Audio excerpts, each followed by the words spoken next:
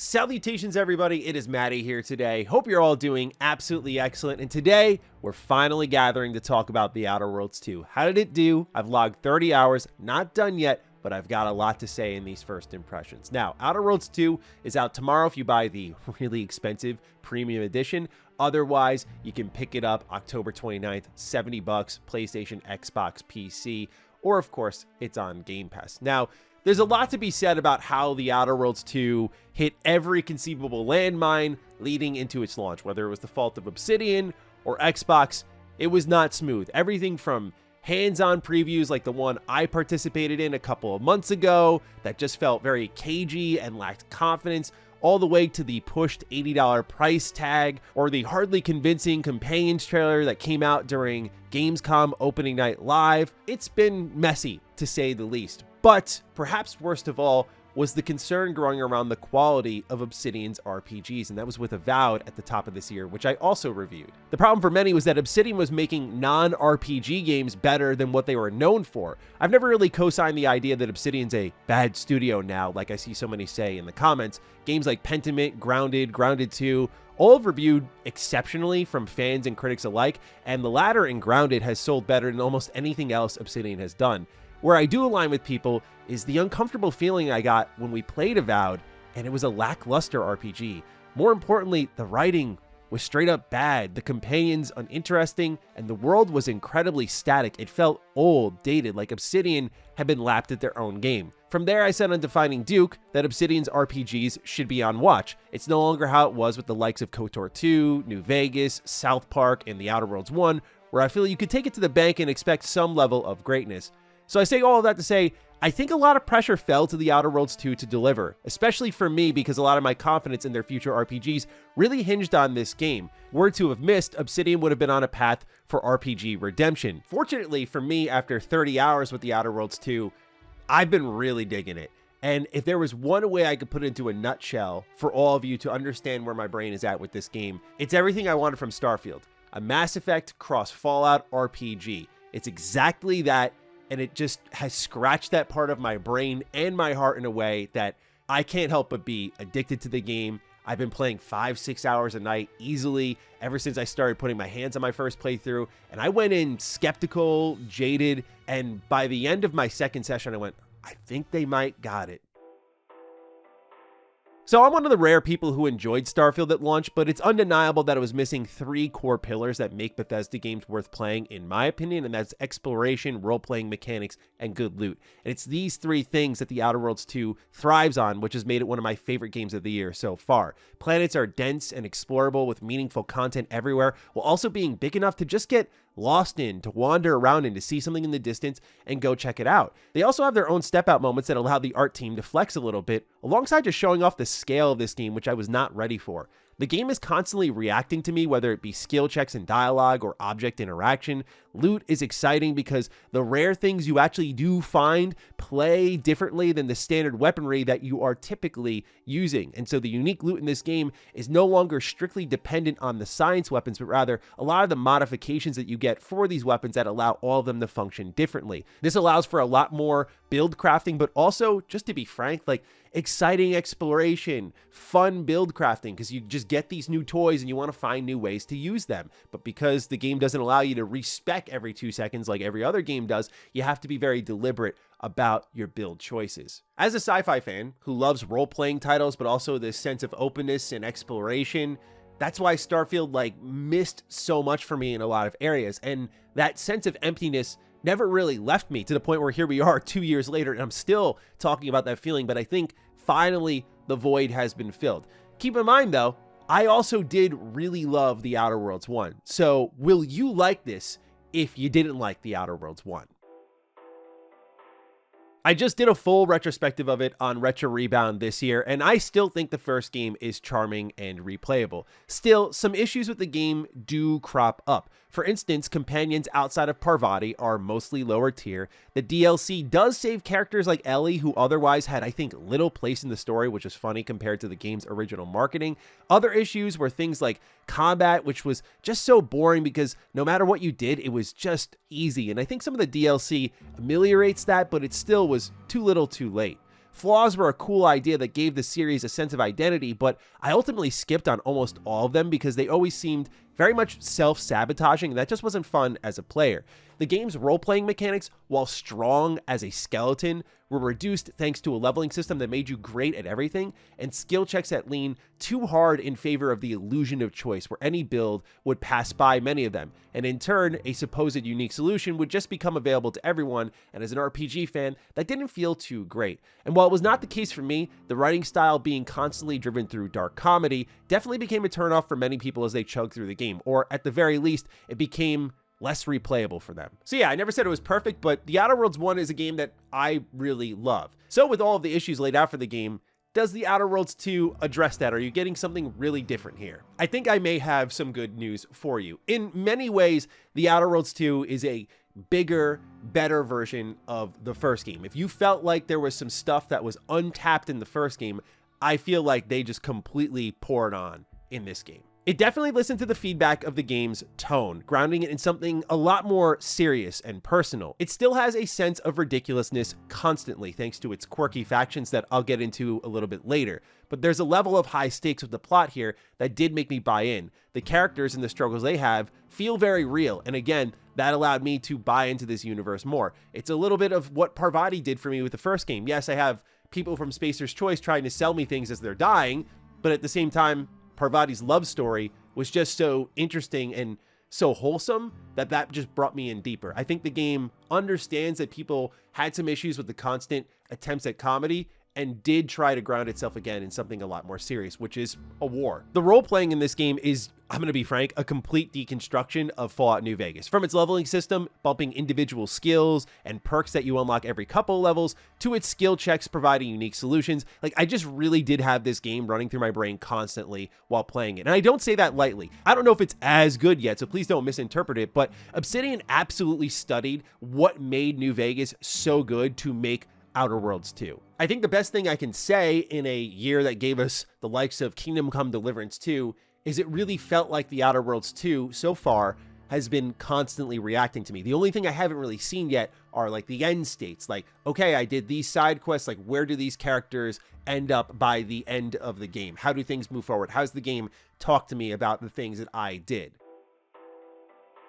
But in the short term, in the midterm, you do get a lot of that. But the amount of just skill checks provided in dialogue alone for perks you have or just skills you have is unreal. And it feels like the game is just always providing unique solutions for what's ahead. I would not put it on the level of Kingdom Come Deliverance 2 at all, but I would say that it's a very competitive choice-based RPG in a genre that has gotten increasingly tough to kind of crack through to that high quality bar. But I also love that the skill checks take place outside of dialogue. This is something that Fallout has done for a while, but I feel like so many other games are allergic to outside of the likes of, say, Larian with Baldur's Gate 3, where you can actually interact with objects in the environment. If your skills are high enough, you could find wholly unique solutions to quests by just doing that alone or accessing unique information. The game is constantly logging this information on the back end. If you read a terminal log, it'll say this will be remembered. If you talk to a companion, it'll say this will be remembered. And this information, when you're digging for it,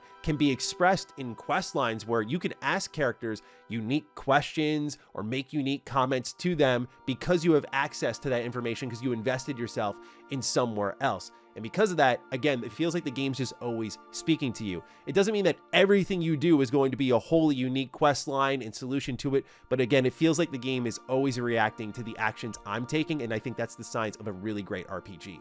But if you're wondering, like, can you be a complete deranged psychopath, kill everyone, destroy towns? Like, yes, there's a reputation meter in the game, and I have yet to see what happens when you get fully in a negative with a faction, but I know when you're, like, trusted by them, they'll give you better vendor prices, but I have yet, again, to see what that end state is like. I also will just add in here with the reputation system that so far, after 30 hours, it hasn't been a bit of a push and pull kind of system where, like, I help Auntie's Choice, therefore the Protectorate doesn't like me. It's more like you do something with Auntie's Choice and they like it, but even if it negatively impacts the Protectorate, I haven't seen, for example, that meter go down much. So I feel like it's been a bit difficult to get into the negative graces of another faction based on choices I'm making for one or the other. So again, that's where, like, we'll do a final verdict video next week when I'm done with the game. But right now, I have to see where these end states end up, because they could definitely push me all the way over the top and be like, oh my God, they did it. It could also push me in a direction of like, okay, so it's a great game that's reacting to you, but there are some shortcomings.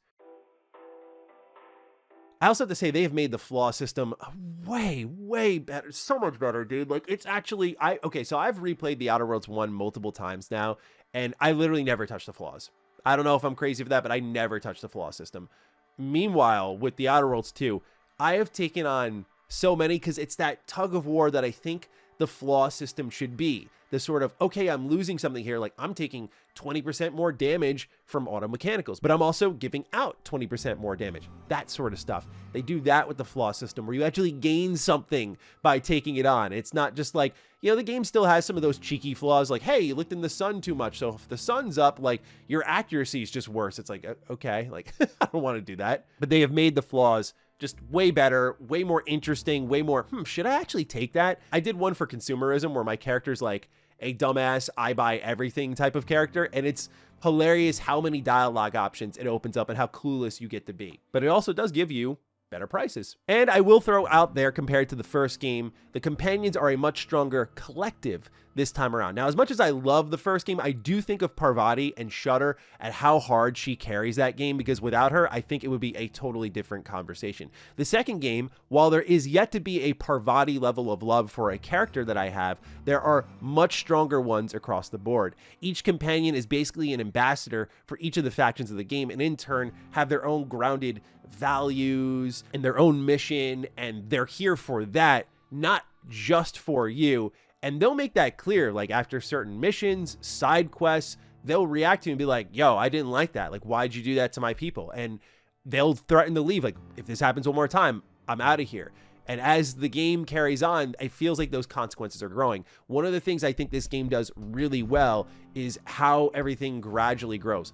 By like the midpoint in the game, I thought I was getting to the end, and then 2 more planets unlocked that were huge. And I was like, oh my God, I still have so much left of this game. And it was at that point, companion stories were taking off, full on main story arcs were taking off. I'm like, okay, now that you've been kind of let loose in the second half of the game, everything's getting a lot more reactive and everyone's like tension is ramping up, but it doesn't start there. So it grows gradually throughout the game. Nice, slow, logical growth. It's done really well. You'll have companions like Inez that start off really abrasive and is running lip service on behalf of Auntie's choice. And at first I was like, oh boy, like she's like the second companion I met. I went, oh man, like I really wasn't loving any of them so far, but if this is what it's going to be like, I might lone wolf it. But man, she really won me over. Like eventually she serves as the conduit for this grounding force in this war. She's this experiment that's gone horribly wrong, and you kind of feel bad for her, but she's also very humane in an otherwise inhumane faction, and so I've really ended up digging her. Niles is what keeps the plot personal. He's there from the get-go. You have characters like Tristan, whose sense of justice with the Protectorates is challenged in very interesting ways, and he has a very unique mystery tied to his character. Marisol, my personal favorite of the companions, speaking of mystery, she's always got a secret up her sleeve. Immediate cool factor. Love the way she's introduced. Like, just an awesome, awesome character. The only companion that I'm kind of about is Azza, and I feel I could see myself liking her, but right now it's just kind of the I love to kill everything with my knife and I'm quirky style character, and so I just find her very predictable. But on the whole, excluding DLC, a lot of Outer Worlds 1's companions, like Sam, is throwaway. Ellie, throughout most of the main game, is throwaway, in my opinion. Felix is completely throwaway until Perlon Gorgon actually did something with his character. Vicar, Max, and Parvati are like the heartbeat of the companions of that game. Nyoka barely has a story as well, and what she does have as a soldier is just not very interesting. So I think these companions are, across the board, surprisingly a big improvement compared to what the first game put up, where you just really had Parvati and Vicar Max on that first planet, and they were just like, we're putting all our energy into these two, and they're going to carry the whole way. Where here I was having trouble picking, like, who do I want to take with me on the mission? I want to see how someone reacts over here. Again, that kind of Mass Effect feeling of like, I want to take these characters with me because I know this mission is going to pertain to them. And honestly, it made it even more tough when I didn't take a particular character with me during a main story mission, and he was really pissed with me afterwards. He's like, why didn't you take me? Like, you know what this meant for me. Why shouldn't I walk right now? I love that sort of stuff. So the choices are definitely there. And again, the game's always reacting to you. I think one of the best signs of the companions too, if you end up not liking them, is literally first conversation with Niles after I landed on Eden. You could just tell this guy to go away. Like, we're done. Go away. We're done here. And I thought that was really awesome to see. Sticking with our comparisons of the first game, perhaps most shocking of all is the combat's good now.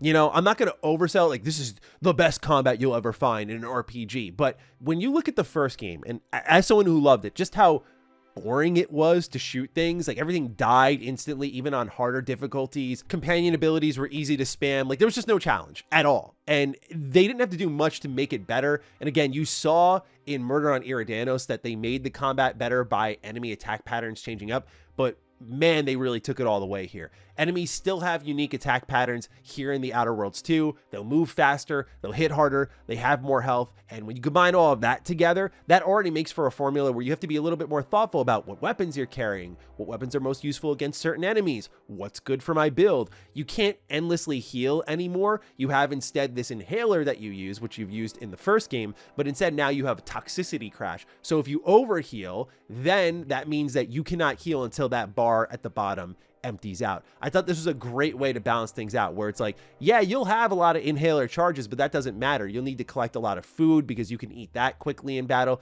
Those little things will help you out. It's not like you're going to be dying a ton, but it does make firefights a lot more interesting, a lot more difficult when you combine that as well with some level gating, where some encounters are going to be a little bit more difficult for higher levels.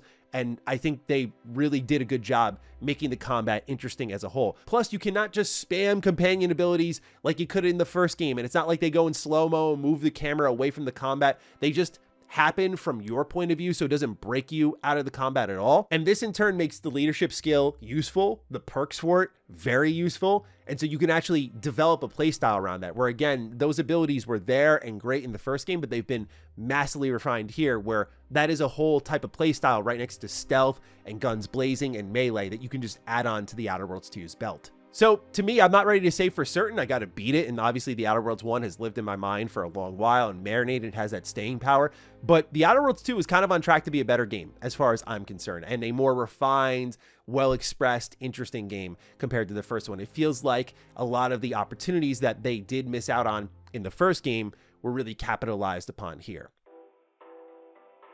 So with all this love I've poured on for 20 minutes, and no doubt everyone's left their hurtful comments by now, what is it that you don't like about the game? Well, let's get started with one thing I talked about in my preview. It's not as apparent as it was in Avowed, and I think it's given just the breadth of dialogue lines you have, where I think once you see how expansive this dialogue system really is, you kind of understand why there are some quality slips. But the actual characters who are speaking to you, I think are written totally fine. We'll talk about that in a little bit.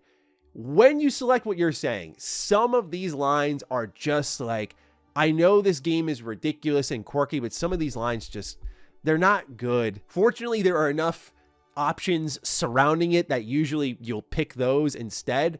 But there are some times where you'll see these moments of like, you read what your character's saying, and if you just read it aloud to yourself, you're like, I don't care what universe I'm in, no one's talking like that. It is a little bit of the meme writing. It's one thing if it's driven through perks like consumerism, where I think it works really well. Like, your character should sound like an idiot, but there's just sometimes your default character voice is a little too quirky. And I feel like it gives your character too much of a personality that Obsidian's expecting you to do when you're supposed to be this blank slate Earth Directorate agent. And I think that was a bit of a mistake, but the trade-off is you get a lot of ways to express yourself. You'll just occasionally see those options where you're like, that's not at all what this character should sound like, even in a default state. Otherwise, issues or pitfalls I could see for some of y'all out there. Talking. Lots of talking. Remember when people were complaining like, man, Starfield just has so much dialogue? Same thing here. This is a game that involves a lot of shooting and a lot of looting, but it also includes a lot of talking. I mean, you'll go through big stretches of talking,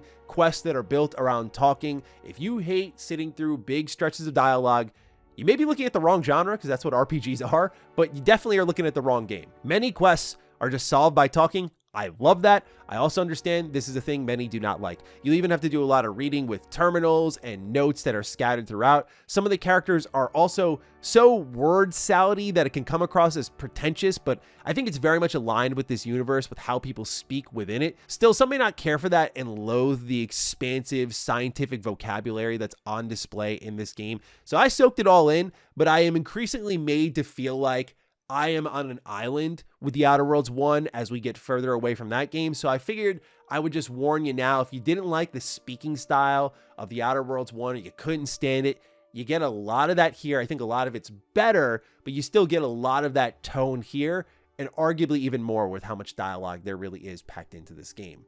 Another critique I kind of have right now, as someone who's past the midway point of the game from what I can gather, is that when you're done with a planet, you don't really have a reason to come back outside of a couple of companion stories that progress on these planets. And I found that to be a little disappointing, because I would have loved to see how, with the passage of time via the main story, that these areas could get updated. And maybe they do, as I'm not done yet. But it does feel like once their story is done here, so are you. And that means the consequences of your actions can also feel a little less impactful. Without spoiling anything, I made a big choice on the first planet, and I saw an individual from that planet later in a completely separate area. And it was this moment like, oh my God, you're here. Like, cool, let's have this talk. And it was like a quick 2-minute conversation. And then I couldn't talk to them again after that. And it felt a little hollow, where I was like, dang, I hope like I see them again and there's more consequences to my action, because that could feel a little empty for players. So I think the game reacts to you, again, short-term and mid-term, pretty well. Long-term though, like those moments of like punching it home, like you did this, therefore this happens. I do want to see how that plays out, and I don't have the answers for that quite yet. Another critique I absolutely have is this game's UI, especially for the journal, is it's just organized terribly. Like when you go into the journal, the way the bullet points like go in reverse, like they go bottom up, and the text used for it is so dang small. Like I just feel like it could have been laid out better and just more legible. And it also just looks like it was a quick solution that they found, because they made these quests so modularly, where they were like, okay, we're going to keep adding to these things, so we kind of need a journal system over here that just quickly updates, and it can't be pretty. So it's basically just like white Arial font with like dashes next to it. And I don't think it needs to be pretty, but again, it could have been laid out a lot better. But this is the case for some other parts of the UI, like the store menu, where you'll just see text menus within text menus, where you'll see like item descriptions like plus 50% damage, plus 10% resistance. It's like, okay, cool. And then you'll see mod, and that's in smaller text. And then the description of that mod is in even smaller text. And like, I have good eyesight. I occasionally throw on these Harry Potter ass reading glasses sometimes, but you know, otherwise I'm pretty good with that stuff. So yeah, like if I'm complaining about the text size, just be warned, it can be pretty bad. I hate to have this complaint here, but I gotta say it, man. Gotta be honest. The radio, I think it's really, really good. I love it. Obviously, as a Fallout fan, I have no reason to dislike this. The only critique I really have with it is it feels very limited. I'm listening to like the anti-Cleo radio, and the music itself is awesome because it's original music. Like they made it about the products in the game's world or the factions in the game's world. Like none of it's like what Fallout does, where they take like real music and license it out for the game. I think this game finds its own identity in its music. It's wonderful. The problem is, in between those songs, you hear like the same promotional shtick over and over. And I'm not talking like over the course of a few hours. I'm saying like I heard the same anti-Cleo here, the Protectorate's lying to you, like 3 times in half an hour. I think if they could get more of those, we'll call them promotions, in there, that would be fantastic, because the music itself is incredible. But I think when even you're cycling through stations, it gets a little repetitive. Another flaw, and like, look, man, just gotta say it, some of these characters look ridiculous. I don't care how ridiculous the world looks. When I'm talking to like a gang leader that's supposed to be very self-serious, and she's got like really bright purple hair, it just takes me a little bit out of it. It's always with the side characters. It's never with the main characters in my experience. But you just see them and you're like, what the hell? What are you doing, man? Like what? And I get it. They're just trying to make all these characters look different, but sometimes it's okay if they blend together a little bit. Because again, the game really thrives off a sense of this feels a little real. And when you see those moments, you're like, oh, you look like an anime character. Why are you here? This is just a weird one. I'm not trying to sound like the people complaining about Mafia, the Old Country, but I think It's a little bit out of place here. There's no swimming, so if you jump in the water, it just kind of loads you back. And I thought that was a little strange as well, especially in locations like Dorado, where granted it's sludge. It's like a sludge river. So I get why you can't swim there, but it makes you take the long way around. And that's the only planet where I felt exploration kind of wore me down ever so slightly, because I couldn't just run and swim and, like, I don't know, take the radiation equivalent damage of toxicity in this game with this uranium gas. You couldn't do that here. You just can't swim. And I think that's like a really weird omission. Otherwise, performance, the audio bugs are here on very rare occasions. Some audio lines are just not read out. I think at least on Series X, where I played it, I did not play it on PC yet. I did test it a little bit on the Xbox Ally and it ran great there, but it ran great on my Series X. I played in performance mode, so the environments I thought looked pretty good. Definitely better in quality mode. Quality mode sits at a pretty steady 30 FPS, and I played around in that alongside the third person mode and thought that all went pretty well. Like, on console, this game feels and runs pretty good. To wrap things up, we'll just quickly dive into the story. You're an agent of the Earth Directorate, an organization that intervenes in galactic affairs. Basically, you're a space mercenary. Anti-Cleo and Spacer's Choice have merged to create a capitalistic army that's expanding its corporate reach into the Arcadia system. And while they're on this assault, factions like the Protectorate, who live a very sanitized lifestyle, are trying to defend their territory across multiple planets. As all of this is going on, mysterious rifts are cropping up throughout Arcadia that present a universe-ending threat, but also a grand mystery of, like, why are they popping up at all? Throughout my experience, you're really grounded by the reality of this war. Planets like Dorado really underscore that with this kind of World War I like design with trenches and a no man's land. At the same time, it still has that fun spirit of the Outer Worlds, where characters will casually talk about how they signed a work contract for Anti's Choice and they have to pay taxes for missing their assignment, aka fighting on the front lines of a war. And I think it's this kind of strange spirit that the Outer Worlds has that gives it a lot of identity compared to otherwise familiar gameplay mechanics that you have seen from other developers. And in a strange way, I do feel like the story has a lot of interesting things to say about our current world, where it's both incredibly on the nose and subtle at the same time. It reminds me a little bit of games like Metaphor. Like, it's this level of fantastical storytelling, but there's also, like, clearly a message in it. And I mean, obviously the Outer Worlds 1 made fun a ton of corporate greed, ironically, when you're a Microsoft-owned studio. And here you are with the Outer Worlds 2 merging together Anti-Cleo and Spacer's Choice in this aggressive merger, which again just felt very topical in the Xbox community. And so they're kind of jabbing at that corporate greed, while the Protectorate sort of jab, I think, at religious purity. And then you've got the Order of Ascendance, which is no doubt taking the piss out of people who use AI to the point of just not being able to think for themselves, because they're all just a faction driven by math and the equations and the grand plan. And if anything's out of the equation, they just don't know what to do. So it feels relevant, interesting, funny, more importantly, less time sensitive than the first Outer Worlds, where it was kind of like, okay, the comedy's here and it's not funny anymore, therefore nothing interesting is being said. I still feel the game has something interesting to say about the times we're living in, but yet it's not preachy, which I think is the most important part about today's role-playing games and stories in general. A lot of them want to say these things, but they're so on the nose and they're so preachy that it kind of just pulls you out of it. I talked about this a little bit with Bloodlines 2, where it just felt very current day in a bad way. I think this game walks the line pretty well. So those are my first impressions after 30 hours with the game. I mean, based on the length of this video, a minute for every hour, right? So I'll be back next week to talk about the final verdict for this game once I complete it. This will not be like Kingdom Come Deliverance 2, where I like literally punt it an almost full year. Don't worry, we'll still get to that this year. Don't you worry, it'll happen. But yeah, with Outer Worlds 2 right now, I'm in a really happy spot with the game. I feel like this is Obsidian proper, doing the thing that we know them for. And as a fan of the first game, I feel very good about this one. I just am really crossing my fingers. If those end states are great, I think it's an extremely competitive RPG in a market that just brought out KCD2, which is incredible, of course. Is it as reactive as KCD2, as I said earlier? No, but it's definitely up there right now in that area of, like, if the end states are good, this is a really strong RPG. So I leave you with that, ladies and gentlemen. Those are my first impressions on the Outer Worlds 2. I look forward to getting your thoughts down below. Other than that, take excellent care of yourselves, and I'll catch you in the next one. Stay sexy, stay active. I love you all. Peace.